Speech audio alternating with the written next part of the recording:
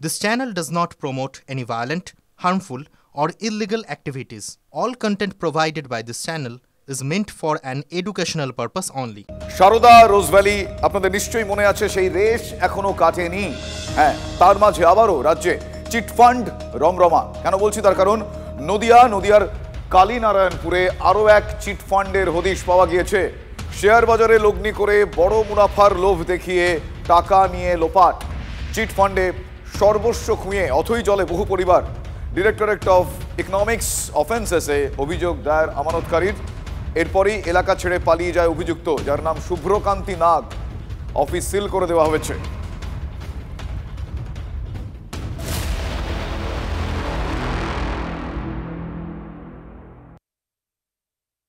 Stock Gurukul এবং profit Axis.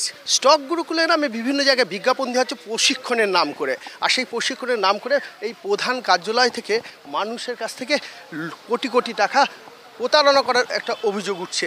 আর যে কারণে এই শেয়ার বাজারের সেটি কিন্তু বন্ধ করে দেওয়া হয়েছে বলে জানা যায়।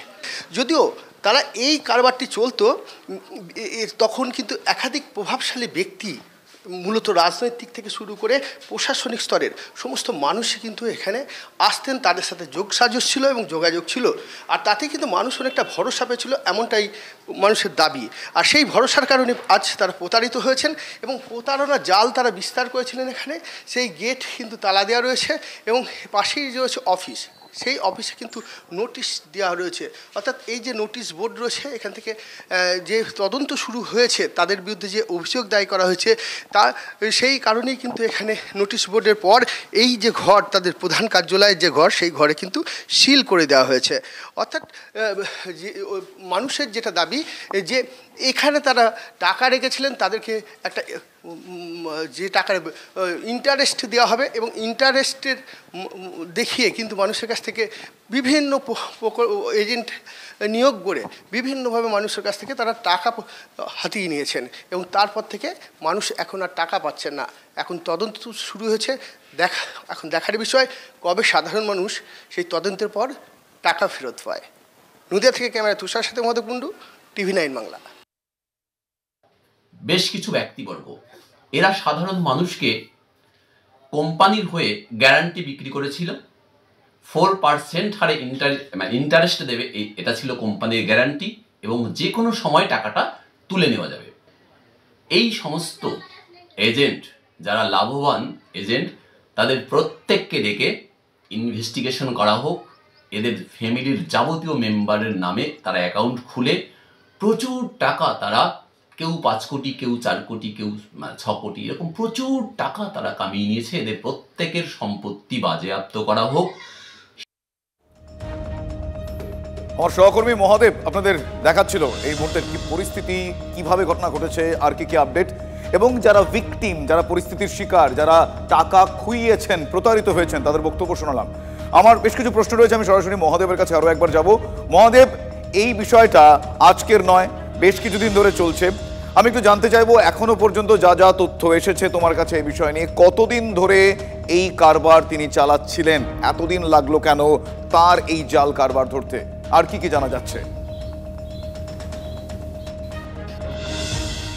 বেশ কয়েক বছর ধরে তারা এই কারবার চালাচ্ছিল এবং শেয়ার বাজারের নাম করে শুধু যে তিনি এই প্রথম তা নয়, যেটা বিগত দিনেও তিনি একটা সময় ছিল 10-12 বছর আগে, তখনও কিন্তু শেয়ার বাজারের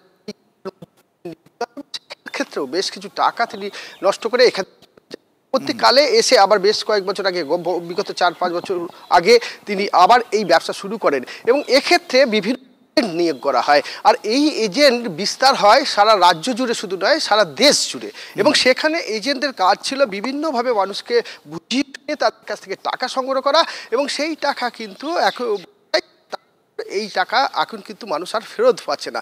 প্রথম থেকে মানুষ ফেরত পেয়েছিল, যেখানে বিশ্বাস মানুষের আরও বেড়েছিল, এবং টাকা যখন ফেরত পাচ্ছিল তখন কিন্তু তার নাম সুনাম ছড়িয়ে পড়ে এবং সেখানে লক্ষ্য করা যায় বিভিন্ন ক্ষেত্রে বিভিন্ন সময় তার বিভিন্ন কর্মসূচিতে প্রভাবশালী ব্যক্তিরা আসতে শুরু করেন, তার ঘনিষ্ঠতা বাড়তে থাকে। মানুষ অর্থাৎ মানুষের মধ্যে তারা যে টাকা যেখানে লুপ্তি করছেন সেখানে নিশ্চিত একটি জায়গা, এবং নিশ্চিত জায়গা থেকে বেশি মুনাফা, বেশি লাভ, এই লাভের লোভ করতে গিয়েই কিন্তু সর্বহারা হয়েছেন একাধিক মানুষ। অভিযোগ দায়ের করা হয়েছে এবং অভিযোগের দায়ের পরে কিন্তু তদন্ত শুরু হয়েছে এবং সেই তদন্ত এখন চলছে, তদন্ত প্রক্রিয়া শুরু হয়েছে। বেশ বেশ, ধন্যবাদ, তুমি আমাদের সঙ্গে থাকো। শর্মিষ্ঠা, আমরা শুনলাম যে দীর্ঘদিন ধরে, প্রায় বছর দেড়েক ধরে কিন্তু এই কারবার চালিয়ে যাচ্ছিলেন তিনি। শুধু তাই নয়, প্রতারিত যারা হয়েছেন তাদের বুঝতে একটু দেরি হয়ে গিয়েছে। এখন কি ব্যবস্থা গৃহীত হয় সেটাই দেখার। কি বলবে? একদম মহাদেব, যে বিষয়টা তুলে ধরলো আমাদের সামনে শুভজিৎ, যে সে দীর্ঘদিন ধরে এই কাজটা করেছে এবং এজেন্ট নিয়োগ করেছে এবং সেই এজেন্ট নিয়োগ করে সে রাজ্যের বিভিন্ন জায়গা থেকে, দেশের বিভিন্ন জায়গা থেকে টাকা তুলেছে, এরকমই অভিযোগ করছে। কিন্তু আমরা প্রাথমিক যখন এই ঘটনাগুলো দেখি না, তখন তারা মূলত কাজটা শুরু করেন নিজেদের জায়গা থেকে, অর্থাৎ কালীনারায়ণপুর। সেই কালীনারায়ণপুরে কিন্তু এই শুভ্রকান্তি নাগের বাড়ি, যে বাড়ি দেখে আপনাদের চক্ষু চড়ক গাছ হবে, কারণ প্রাসাদোপম বাড়ি এবং সাধারণ মানুষ থেকে টাকা নিয়ে সেই বাড়ি তিনি করেছেন। কিন্তু সাধারণ মানুষের টাকা এখন তিনি ফেরত দিতে পারছেন না, যে কারণে সে বাড়ি ছেড়ে পালিয়ে গিয়েছেন তিনি। কিন্তু তার বাড়ির ছবি দেখুন, প্রাসাদোপম বাড়ি, এবং এই এজেন্ট যাদের নিয়োগ করা হয়েছিল সেই এজেন্টদেরকে ডেকে ইতিমধ্যে জিজ্ঞাসাবাদ করার দাবি জানাচ্ছেন যারা সেখানে টাকা রেখেছিলেন, যারা এই শুভ্রকান্তি নাগের উপর বিশ্বাস করেছিলেন। এই হচ্ছে শুভ্রকান্তি নাগের বাড়ি। আর এত বড় বাড়ি এই কালীনারায়ণপুর গ্রাম পঞ্চায়েতের মধ্যে আর কারুর আছে কিনা জানা নেই। এলাকার মানুষ বলছেন যে এত বড় বাড়ি প্রথম তারা দেখেছেন, যেটা শুভ্রকান্তি নাগ তৈরি করেছেন। আর এই বাড়ির ছাদের ওপরে কিন্তু তৈরি করা হচ্ছিল সুইমিং পুল, এমনটাই এলাকার মানুষের দাবি। বাড়ির মধ্যে সুইমিং পুল এবং তার আরেকটি বাড়ি রয়েছে, সেই বাড়ির মধ্যে হেলিপ্যাড, অর্থাৎ তিনি হেলিপ্যাড তৈরি করার পরিকল্পনা করেছিলেন। যদিও এখন এই বাড়িতে তিনি নেই, বাড়ি ফাঁকা, এবং বাড়িটির মধ্যে বিভিন্ন জায়গায় যেমন সিসিটিভি লাগানো রয়েছে, আধুনিকরণ করার বিভিন্ন আলো রয়েছে, আলোসজ্জা রয়েছে, লাইট, বিভিন্ন ধরনের লাইট রয়েছে এবং বিভিন্নভাবে সাজিয়ে তোলা হয়েছে এই বাড়িটি। অপরূপ সৌন্দর্য এবং বিলাসবহুল এই বাড়ি তৈরি করেছিলেন শুভ্রকান্তি নাগ মাত্র কয়েক বছর আগে। এই বাড়িটা কতদিন আগে উনি করেছেন? অনেকদিন, ও প্রায় বছর 10। আর এই যেটা ডেকোরেশনটা রয়েছে একটু সম্পূর্ণ করা বছর? হ্যাঁ, এটা বছর 4 হয়েছে, 4-5 বছর। আপনাদের দেখালাম তার সেই বাড়ি এবং বেশ কয়েক বছর ধরে ঘটনা চলছে। শুধু যে আমানতকারীদের টাকা লোপাট হয়েছে তা কিন্তু নয়, স্টাফেদের জন্য যিনি খাবার সরবরাহ করতেন সেই দীপক সরকার, তিনি দাবি করছেন তারও বকেয়া টাকা শুভ্রকান্তি নাগ মেটায়নি। এমনকি টাকা চাইতে গেলে তাকে মারধরও করা হয় বলে তিনি অভিযোগ করেছেন। অত সব আমরা জানতাম না। এখন যেহেতু এলাকার ছেলে শুভ্রকান্তি নাগ, এলাকার ছেলে, আমার বাড়িও এখানে, আমি টাকা জমা রেখেছি, 40,000 টাকা জমা রেখেছি। প্লাস হচ্ছে আমার খাবার, আমার কাছ থেকে খাবার নিত, সেই খাবারের টাকা ওই এদের স্টাফদের খাবার নিত, দুপুরের খাবার, তবে রাত্রের খাবার, এরকমভাবে নিত। নিয়ে আমাকে বলতো যে একবারে টাকা দেবে বলে সে 50,000 টাকা বিল হয়ে গেছে। টাকা চাইতে গেলে লোক দিয়ে আমাকে মারিয়েছে। আমি হাসপাতালে ভর্তিও ছিলাম। অর্থাৎ প্রতারণার শিকার প্রত্যেকে। কিন্তু দীর্ঘদিন ধরে শুভ্রকান্তি নাগ এই এলাকায় এই কাজ চালিয়ে গেল, কেউ কিচ্ছু জানতে পারলো না, স্থানীয় প্রশাসন কিছু জানতে পারলো না, স্থানীয় জনপ্রতিনিধি যারা ছিলেন তারা কিছু জানতে পারলেন না। প্রাক্তন পঞ্চায়েত প্রধান এবং পঞ্চায়েত প্রধানের স্বামী তিনি কি বলছেন একবার শুনুন। আমি প্রথমে 5-7টা ট্রেড লাইসেন্স দিয়েছি বিভিন্ন শিক্ষামূলক প্রতিষ্ঠানে, মানে সেন্টার যেগুলো হয় সেই ধরনেরগুলোই নিয়েছে। এবার যখন একাধিক নিচ্ছে তখন ব্যাপারটা আমাদের খটকা লাগে, তখন আমি দেবো না জানিয়ে দিই যে এতগুলো একটা আমি একজনাকে দিতে পারবো না। না, বিভিন্ন নামে না লিখিত, সে যখন জানিয়েছে তখন তো আমি বোর্ডে নেই, সেই হিসাবে আমার কাছে আসেনি। আর এখানে এই মেন সংস্থার সাথে 3 জন ব্যক্তি মেন আছে। শুভ্রকান্তি নাগ, তার হচ্ছে ওয়াইফ সূচনা নাগ এবং সুপ্রকাশ দেবনাথ, এই 3 ব্যক্তি মূল এই সংস্থার কাণ্ডারি। তিনি এই হচ্ছে তৃণমূল কংগ্রেস থেকে নির্বাচিত। হ্যাঁ, এটা তো আমি প্রথম থেকে সরব যে ব্যবসাটা চিটফান্ডের ব্যবসা, আমি প্রথম থেকে সরব। আমার ওয়াইফ যখন প্রধান ছিল তখন আমি বলেছি যে কোনো রকম ট্রেড লাইসেন্স দেওয়া যেন না হয়, ঠিক আছে। আমাদেরকেও বিভিন্নভাবে বলতো যে সবাই টাকা রাখুক। আমি বলছি তাহলে তুই রাখ। আমি শুভ্রকান্তি নাগকে ও সুপ্রকাশকে আমি বলেছি তুই রাখ টাকা, আমি টাকা দিচ্ছি। তখন বলছে না, আমি রাখবো না, এজেন্টের মাধ্যমে রাখতে হবে, ঠিক আছে। তারপর যারা যারা রেখেছে সবাই ঝাড় খেয়েছে। মানুষের অ্যাকচুয়ালি প্রচুর লোভ না হলে মানুষ এটা করবে কেন?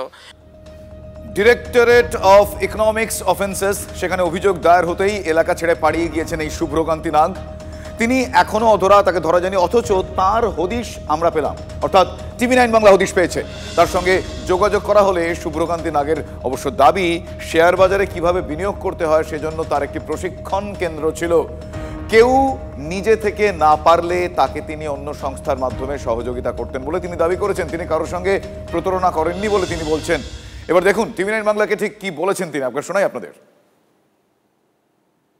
এখানে মুষ্টিমেয় কিছু মানুষ আছেন যারা হয়তো বলতে পারেন যে অ্যান্টি বিজনেস রাইভালরি থাকতেও পারে।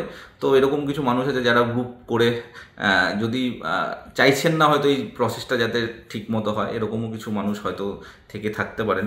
কারণ আমি বিশ্বাস করি আমার যারা ইনভেস্টার রয়েছে বা আমার যারা সাবব্রোকার রয়েছে, আমার সাথে তাদের প্রতিনিয়ত কথা হয়, তাদের সাথে যেহেতু আমার কথাবার্তা হয় এবং অলরেডি কিভাবে পেমেন্ট প্রসেস হবে দে অলরেডি নো দ্যাট। এবং তো সেই কারণে যেহেতু জিনিসটা তদন্তের স্বার্থে রয়েছে এবং কিছু কোম্পানির ইন্টারনাল পলিসিও থাকে, আমি মিডিয়াতে অবভিয়াসলি এইগুলো নিয়ে বেশি আলোচনা করব না।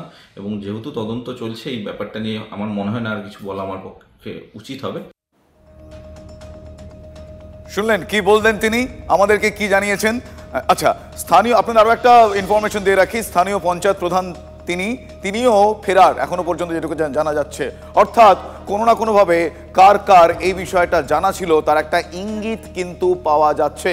শুভ্রকান্তি নাগ তাকে এখনো ধরতে পারেনি পুলিশ, কিন্তু পাশাপাশি পঞ্চায়েত প্রধান সুপ্রকাশ দেবনাথ যার নাম, সেই পঞ্চায়েত প্রধান তিনিও ফেরার বলে আমরা জানতে পারছি। এই মুহূর্তে আমার সঙ্গে রয়েছেন বিজেপি সাংসদ জগন্নাথ সরকার টেলিফোন লাইনে। জগন্নাথ বাবু, দীর্ঘদিন ধরে তিনি এই কারবার চালিয়ে গিয়েছেন বলে এখনো পর্যন্ত অভিযোগ। এতজন মানুষ প্রতারিত হয়েছে কিন্তু কাকপক্ষীটি টের পায়নি, তিনি চালিয়ে গিয়েছেন, কি বলবেন আপনি? এসব প্রশাসনিক মদতে তৃণমূলের রাজ্যে এর আগেও আমরা চিটফান্ড দেখেছি, সেই চিটফান্ডের প্রতারণাও যেমন দেখেছি, এটাও এক ধরনের নতুন ভাবে তাদেরকে ফাঁসানো হয়েছে, মানুষকে প্রলোভিত করে। বেশি টাকার লোভ দেখিয়ে কিছু মানুষ আছে, তারা সেই সাধারণ মানুষ টাকার লোভে না বুঝে তাদের পাতা ফাঁদে পা দেয়। এরা খুব চতুর এবং প্রশাসনিক এবং মদতেই তৃণমূলের আমলে এটা চলেছে, তাদের প্রচ্ছন্ন মদতেই এটা চলেছে। বহু লোক প্রতারিত শোনা যাচ্ছে। যদি এটা তিনি যদি করেই থাকেন, তার বিরুদ্ধে অভিযোগ আছে, তিনি লুকিয়েই বা থাকবেন কেন, প্রধানই বা পলাতক হবেন কেন? নিশ্চয়ই অপরাধ প্রবণতা আছে তাদের মধ্যে, তারা দুর্নীতি করেছেন, তাদের উচিত সেটাকে জনগণের টাকা ফেরত দেওয়া। বেশ, অনেক ধন্যবাদ আপনার প্রতিক্রিয়ার জন্য। জগন্নাথ সরকার বিজেপি বিধায়ক, তিনি বলছেন যে বিজেপি সাংসদ, তিনি বলছেন যে এক্ষেত্রে শাসক দলের মদত ছিল বলে তিনি মনে করছেন। শুধু তাই নয়, এই মুহূর্তে তিনি দাবি করলেন যে যারা যারা প্রতারিত অনতিবিলম্বে শীঘ্রই তাদের টাকা ফেরানোর ব্যবস্থা করা উচিত। একদম, আমরা জগন্নাথ সরকারের বক্তব্য শুনলাম, তিনি রাজ্যের শাসক দলকেই বিধলেন এই গোটা ঘটনায়। কিন্তু অগ্নিমিত্রা পল, বিজেপি নেত্রী বিধায়ক, তিনি কি বলছেন শুনবো। যে সময় এই চিটফান্ডের কোম্পানিগুলো রমরমা হয়েছিল, তাদেরকে ধরা হয়েছিল, সারদা বলুন, রোজভ্যালি বলুন, তখন একটা 550 কোটির একটা তহবিল করা হয়েছিল। মমতা ব্যানার্জি করেছিলেন যে যারা যারা প্রতারিত হয়েছে তাদেরকে এখান থেকে টাকা দেওয়া হবে।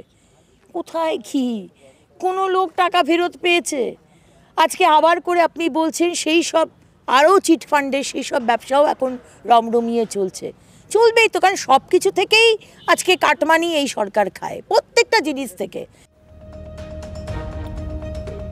আপনারা শুনলেন, অভিযোগের আঙুল কিন্তু অনেকগুলো দিকে রয়েছে, কিন্তু দিনের পর দিন ধরে এতজন মানুষ যারা প্রতারিত হয়েছেন, কেন হয়েছেন, কিভাবে তাদের প্রতারিত করা হয়েছে, তাদের টাকা অনতিবিলম্বে ফেরত দেওয়া যাবে কিভাবে, এই যাবতীয় প্রশ্নের উত্তর আমরা খোঁজার চেষ্টা করব। আমার সঙ্গে ছিলেন আমার সহকর্মী শর্মিষ্ঠা, তোমাকে আপাতত ধন্যবাদ জানাই। কাঁথি কোঅপারেটিভ ব্যাংকের চেয়ারম্যান হলেন এগরার তৃণমূল কংগ্রেস বিধায়ক তরুণ মাইতি, আর ভাইস চেয়ারম্যান হয়েছেন জেলা পরিষদের মৎস্য কর্মাধ্যক্ষ তরুণ জানা। আমার সহকর্মী কনিষ্কর কাছ থেকে বিষয়ে একটু বিস্তারিতভাবে জেনে নেব। কনিষ্ক, আচ্ছা শুভ, এই কাঁথি কোঅপারেটিভ ব্যাংক অন্তত পূর্ব ভারতের সব থেকে বড় আরবান কোঅপারেটিভ ব্যাংক, আর এই ব্যাংকের নির্বাচন থেকে ডাইরেক্টর থেকে প্রত্যেকটা বিষয় নিয়ে শাসক দলের অন্দরে কিন্তু তীব্র কোন্দল চলছিল, সেটা সর্বজনবিদিত। যেটা ডিরেক্টর নির্বাচনকে কেন্দ্র করেও দেখা যায় চোর স্লোগান থেকে শুরু করে একাধিক বিষয় এটা তীব্র অশান্তি ছড়ায়। সেই কার্যত সেই বিষয় নিয়ে নেত্রী সুপ্রিমো মমতা বন্দ্যোপাধ্যায়কে হস্তক্ষেপ করতে হয় এবং সেই হস্তক্ষেপের ভিত্তিতে ডিরেক্টরদের অর্থাৎ 15 জন ডিরেক্টরকে নিয়ে এদিন বৈঠক হয় কাঁথির সেচ বাংলোতে। সেই সেচ বাংলোতে 11 জন ডিরেক্টরের উপস্থিতি এবং নেত্রীর যে নির্দেশ, সেই নির্দেশ কার্যত ঘোষণা করেন সমবায় ইউনিয়নের রাজ্য সহসভাপতি আশিস চক্রবর্তী। সেখানে দেখা যাচ্ছে চেয়ারম্যান হিসেবে এগরার বিধায়ক তরুণ মাইতিকে করা হয়েছে এবং ভাইস চেয়ারম্যান হিসেবে পূর্ব মেদিনীপুর জেলা পরিষদের মৎস্য কর্মদক্ষ তরুণ জানাকে করা হয়েছে। এখানে একটা কিন্তু বিষয় দেখা যাচ্ছে শুভ, যে উত্তম বারিক ভার্সেস অখিল গিরির যে দীর্ঘদিনের লড়াই, রাজ্য নেতৃত্ব অন্তত এই বিষয়টাকে করে অন্তত সামঞ্জস্য রাখার চেষ্টা করলেন বিরোধী দলনেতা শুভেন্দু অধিকারীর জেলা পূর্ব মেদিনীপুরে। শুভ, ধন্যবাদ কনিষ্ক।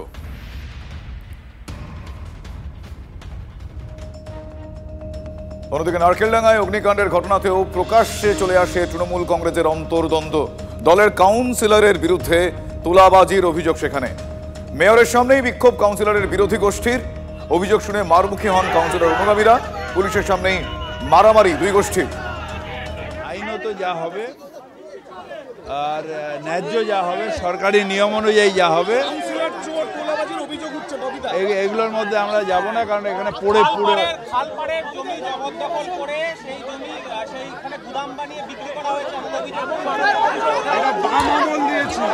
এটা 50 বছর ধরে রয়েছে। কজ অফ ফায়ারটা আমরা দেখব, গরিব মানুষদের একটা কম্পেনসেশন পাবে, সেটা আমরা দেব। এখানে যদি ইরিগেশন আমাদের জায়গা দেয় তাহলে এখানেও বাংলার বাড়ি হতে পারে।